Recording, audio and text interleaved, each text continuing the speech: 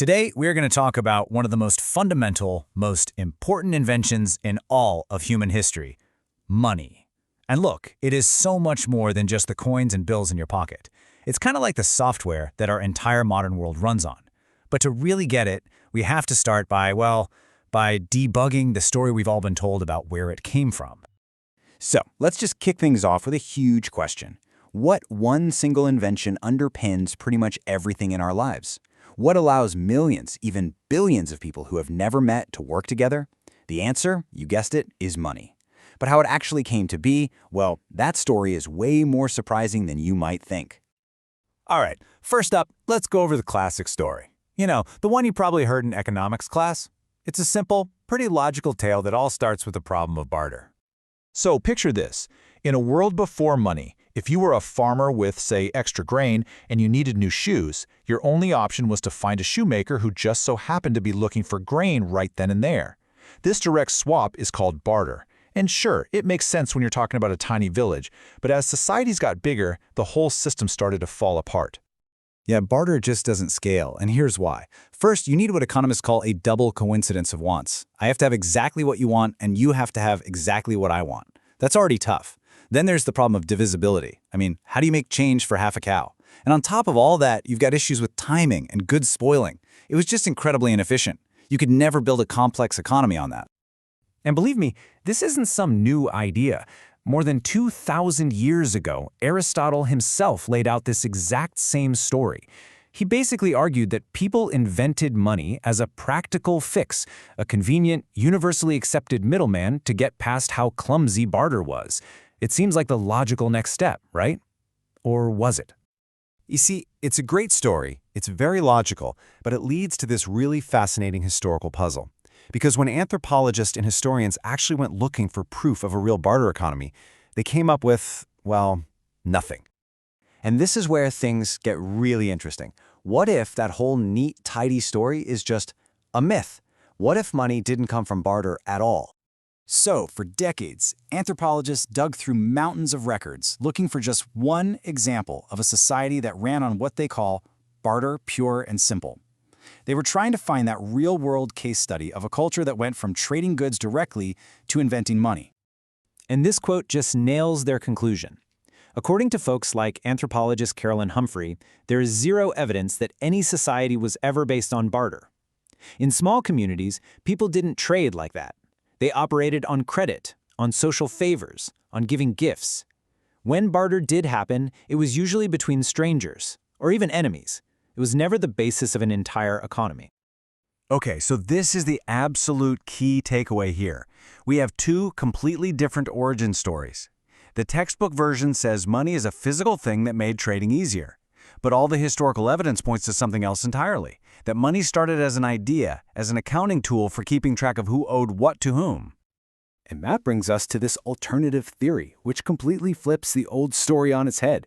It suggests that long before money was a thing you could hold, it was an idea in our minds. It was basically a form of collective memory. The heart of this theory is something called money of account. So forget about coins and cash for just a minute. Instead, imagine a giant shared ledger, a system for recording credits and debits. Hey, you owe me 5 bushels of barley. I owe the temple 2 sheep. This system of tracking who owes what, that's what came first. And you know what? We actually have the receipts to prove it. This amazing artifact from ancient Sumer is one of the oldest forms of money ever found. But it's not a coin, it's a clay tablet. And it's meticulously recording debts. These weren't used for bartering goods on the spot. They were IOUs, often owed to the big institutions back then, like the temples.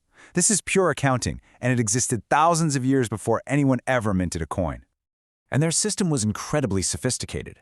They used things like barley and silver, not as physical cash, but as universal units of account on their ledgers to measure the value of everything else. And here's a super cool detail for you. The Sumerian word for interest, which was mash, was the exact same word they used for calves. This gives us a clue that the whole idea of interest probably came from the way livestock naturally reproduce when they're loaned out. Debt and credit were just baked into their world.